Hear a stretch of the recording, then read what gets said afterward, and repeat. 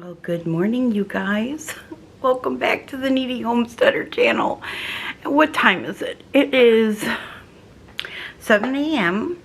and I'm up drinking coffee. I didn't get to bed till late last night. I did a ton of laundry. We're expecting a big snowstorm tomorrow, so today is going to be prep for all of that. But we're gonna can this morning, and so your girl's gonna go throw up her hair. I'm gonna be drinking my coffee. I'm gonna go in the pantry and grab some beans.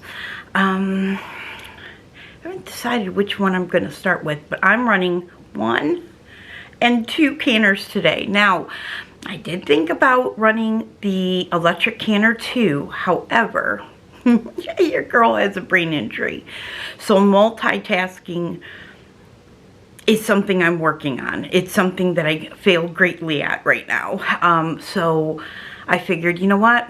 1 and 2 different canners is probably all my brain can handle. So we're gonna run my 2 All-Americans, 921s. And we're gonna get some beans done today because I got a lot to do today. I'm going to start some stock today too, so I'm going to film that in a different video and show you guys what I put in my stock, and then we'll let that cook for a couple days. I usually do 2 days, and then, or like if I make it today, I will can it Wednesday morning. Does that make sense? So maybe not a full 48 hours. If I can get a full 48 hours, I will, because that I've noticed for me is the sweet spot on my stock. I don't like it going 3 days, but 24 hours just isn't long enough for me. So we're gonna get started on that today too, but that'll be a different video. So I'm gonna go put my hair up. I'm gonna go in the pantry. You can come to the pantry with me. We'll go pick some beans. Okay, so we're gonna set the coffee down. We're going to, also I need pints. I like to can my beans in pints. I know I have a lot of quarts here, so I'm probably gonna have to run down in the garage and grab a box of pints. And down here, I have a lot of beans. These, however, are fresh from my local mill, and I think I'm going to pack and do these first. I just haven't decided which one. I like black beans because I add it to my chili meat. If you guys cook for a large family, and you want to cut down on the amount of meat that you're using, because meat is expensive. I mean, beans aren't cheap anymore either, but they're a lot cheaper than beef. And I just don't want to constantly be making 2 pounds of beef all the time for taco meat. Now, I will if I know I'm making chili, like I did over the weekend. I made 2 pounds of taco meat, and then we had about a pound of it left. And you can add beans to your taco meat for your chili too, because I put black beans in my chili. I know not everybody puts beans in their chili, so it's all going to depend on if you like beans or not in your chili. But you can do it that way too. But instead of taking 2 pounds of beef, I'll do 1 pound beef to a jar of black beans. And those beans not only get your family used to eating beans, because I know when I first started prepping, everybody canned and stored beans, but my family never ate them. We ate refried beans on taco night, but that was it. And so I really had to sit and look at my menu for meal planning of what I feed my family, and start incorporating beans into their diet. And now we eat beans 3 to 4 times a week. So, and one of the ways we do that is we put it in the taco meat. And then of course we put it in chili. I will add beans to soup. You can also add beans to stew if you want. I've done that before. But my family really doesn't like it that way, so I've eliminated that. But like cannellini beans and stew is really good, I think. I also put it in rice. So if I'm making like a side of Spanish rice or something like that, I add beans to it. So just a few ideas out there for you if you and your family don't eat beans, but you want to store them in an emergency situation. If you've never cooked with beans before and your family's never eaten them before, they might have a hard time with the transition. But if you get it in their diet and you get it in the meal plan, they'll be used to it. Anyway, all right, I'm going to stop babbling. I'm going to grab some beans. I want to do black beans. I have to do black beans. I have to do pinto. I have to do them all. So we'll see which ones I pick first. Let's see. There's a bag up here. No, that's sweet. I have so many bags around in my pantry. All right, let me grab some beans, and then we're going to wash them out. We're going to sort through them. We're going to make sure there's no rocks. Now, these are super clean beans because they come right from the mill, but we're still going to wash them anyway, and we're still going to pick through them just in case. We're going to take out any, I take out any broken beans, just because I don't want to can them. They're going to be sitting on my pantry shelf for a while, and I just want it as nice of jars as I can possibly get. So let me grab a bag and we'll get okay. So I'm here, got my coffee, I got my phone. I'm gonna listen to a sermon while I sort beans. I have chose to start with pinto, and I have my colander here. So I'm gonna go through this bag, pick through it as I sit and listen to some scripture this morning, because that's how I usually start my day. And then I will bring you back when we get to the sink and wash these up. Just to give you a peek inside this bag, these beans, like I said, are from a local mill. And let's see if I can get you inside here. And they are just beautiful. They're just beautiful. But I'm going to sort through them anyway, just to make sure. And give them a good wash. Okay, so I am going to be washing my beans now really well. I have about 3.5 dozen jars here. Not sure how many we can get filled with the pinto beans with 5 pounds, but I have my canners washed up. I always wash my canners when I put them away, and I always rewash them again before I use them. I get any kind of dust on them off and just give them a good scrub. I give everything a good scrub. The one thing I am is a clean canner, and so you know, I'm putting food by for my family, and I want to make sure everything's clean. So clean your canners. I'm going to hit these really quickly with some Vaseline. I'm going to wash these up, and we're going to get rolling. I do have videos on why I do use the no soak method with my beans. I will leave a link to that video up above. You guys can go watch that. I'm not going to make another long-winded video for you guys. And I might set this to, you know, just canning to music, because I've done this so many times before on this channel. And I've got Bible study at 9 a.m. So I'm going to try to get these canners going before 9 a.m. So let's go. So beans are washed. Jars are out. I also have water in here. I got to just turn this back on. And I will be using boiling water. And that's only because my canners are on and the water is hot. If I was using room temperature water in my canners, I'd be using room temperature water. However, it takes a lot longer to bring your canner up to temperature that way, so I don't do that. I have got my lids in here in water, I don't know if you can see that, and wash them with hot soapy water.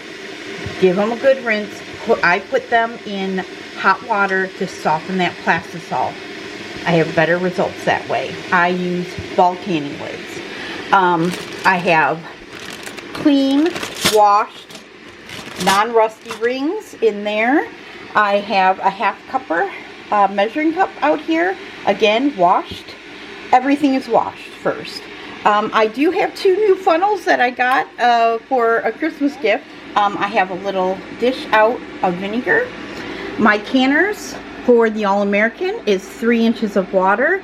I did put a little kerplunk of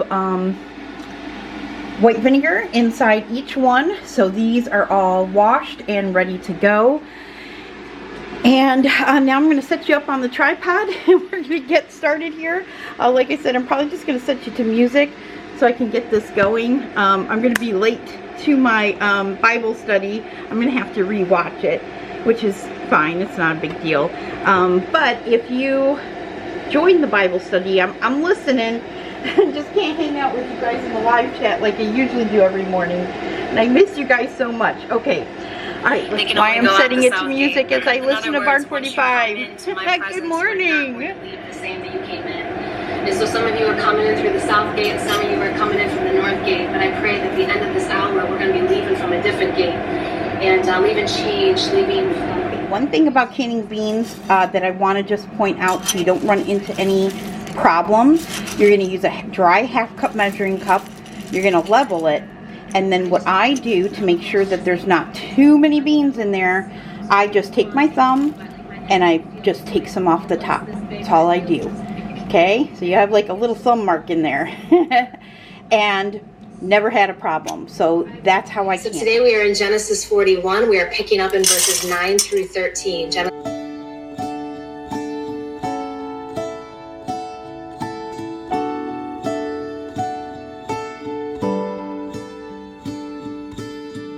It's so unnecessary dwelling about the past, 'cause I know that God is good. He led me to where I'm at. Sometimes I feel like giving up, you're giving in, but everything happens for a reason.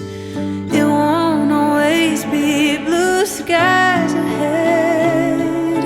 Sometimes you might need a helping hand, just like iron sharpens iron, making me stronger, calling me higher. When we come together, just like iron sharpens iron, making us stronger, calling us higher.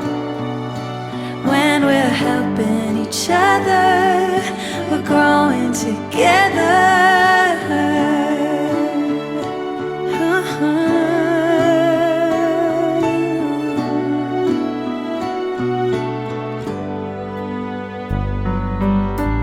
It's so unnecessary worrying about life.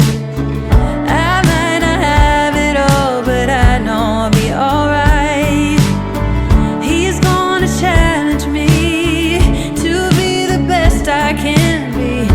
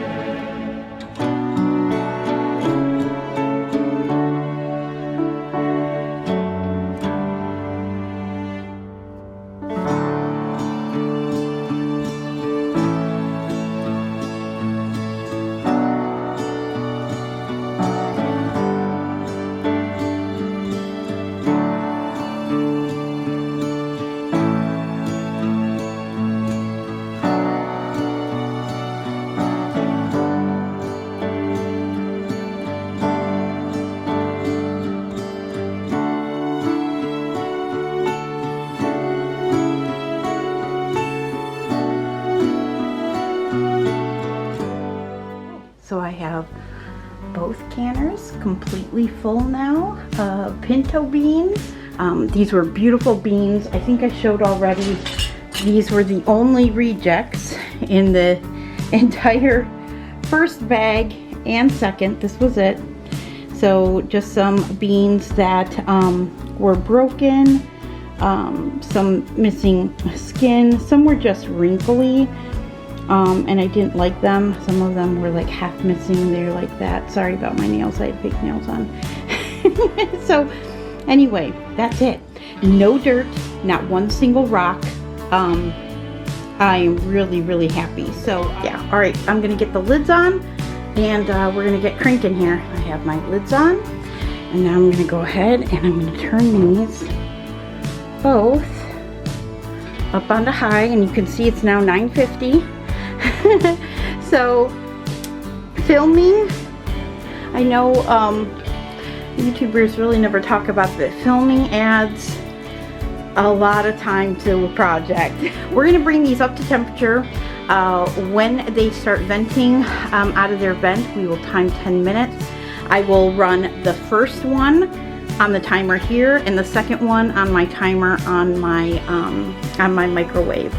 And so that's why I'm not using the electric pressure canner, because I didn't want to overwhelm my brain with 3 canners with 3 different timers. So we'll do this because we are preparing for a storm. It is very cold outside. The temperature is dropping.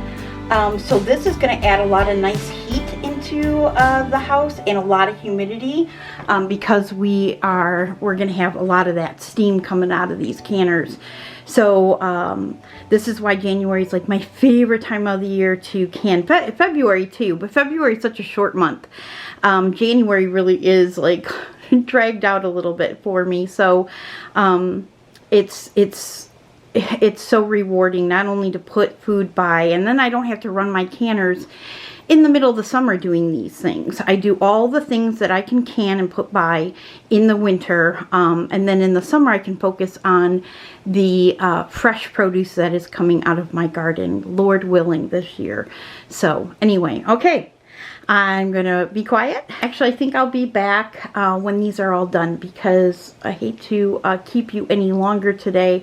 But this is just a video to inspire you. I have lots of bean videos out there. Like I said, I'll leave a link up above to the video where I talk about why I use no soak method, and if I have any other bean videos, I will leave it up above or down below in the description box for you, so it's easy for you to find. Alright guys, I'll be back when we pull these out of the can. Guys, so this is one canner, okay, and I just wanted to talk about a few things. So when you're canning, by taking a half a cup and just taking a little off, you are going to see that you have plenty of liquid in these jars, okay? Plenty of liquid. You don't have any clumps, okay? There's plenty of room. Also, as you see, we are spot on with 1-inch head space. Even though I didn't pre-soak my beans, okay, they didn't absorb the water. Okay, my beans aren't special. They're not magical. I've been canning now 10 years. It will be 10 years next month. And it just takes a lot of, you know, practice makes perfect. A lot of practice, a lot of canning. And after a while, as you hear the pings, after a while you will get it down pat, I promise. This is 10 years of experience. This is 10 years of a lot of canning. I don't just say I can and then don't. I really do can. So, with time, you will get your headspace right. Headspace also has a lot to do with controlling your canner. More so than anything else. Controlling the heat, not running it too hard, too high. watch your pressure gauge, watch the temperature, listen for the jiggle. This, of course, if you're using all American canners, Prestos are a little bit different, and I don't have experience in those. But by really, and honestly, this isn't a competition with anyone else other than with yourself, on learning how to control your canner. And that comes with time, it comes with patience, and it comes with a lot of canning practice, okay? So I'm going to show you inside my canner here, and you're going to see that the water is completely clean. I have added a little extra water to it. I have a measurement that I use for those are going in the canner. Those are ready to go. With 3-inch headspace. Of course, Presto's a little different. So read your booklet on how to use your canner. I'm going to put a little more vinegar in here, just a little splish splash, just so that the hard water doesn't make my jars nasty and hard to clean. But you should be washing your jars after a canning session anyway, with hot soapy water with vinegar added to it. Just a dollop of vinegar, that's all you need, and it will make these jars shine right up for you. Okay, so I want to put my next jars in the canner and get that going, because we're doing a day of canning here. So this one, you can see there's a little bit more color to the water, and that is because this canner I'm still getting used to, and this one runs a little hotter. So I finally, I think, found its sweet spot on my dial, which is about the letter M for medium heat. So, but you can see I was still able to control the heat so that all of the headspace, you can see where it's down just a smidgen. Now see, for me, see, that's just a smidgen below this ring right here, this glass ring. Now, that's not going to hurt it, of course. It's all under liquid still. There's plenty of liquid in these jars. But for me, this is where I like that right there. See? I don't like any of that siphoning. That just bothers me because I know I can control that. I know there's a certain amount that goes into it as far as the beans, you know, absorbing water. But as you can see with these, you can control that to some degree. So these are little, they're fine, but I can do better. I want to do better. But like I said, this is a new canner and I'm still learning the process. So, okay. So those are those jars. Now, I've got more going in the canner. So, I think I'm just going to post a picture of all of it done when I'm totally finished. And then I'll show you like a complete picture because while this next load runs, I really would like to edit this video and get it up for you guys. So I will post a picture on my YouTube community page, also over on my Instagram and on my Facebook of the finished product. But I'm very, very happy. I'm very happy, and I'm going to be getting vegetable stock ready later today, and I will film that for you guys too, because tomorrow will be another day of canning. All right, I will see you soon. I love you. God bless. And if you have any questions, leave them down below for me. I'll try my very best to answer them for you. All right, see you later, guys.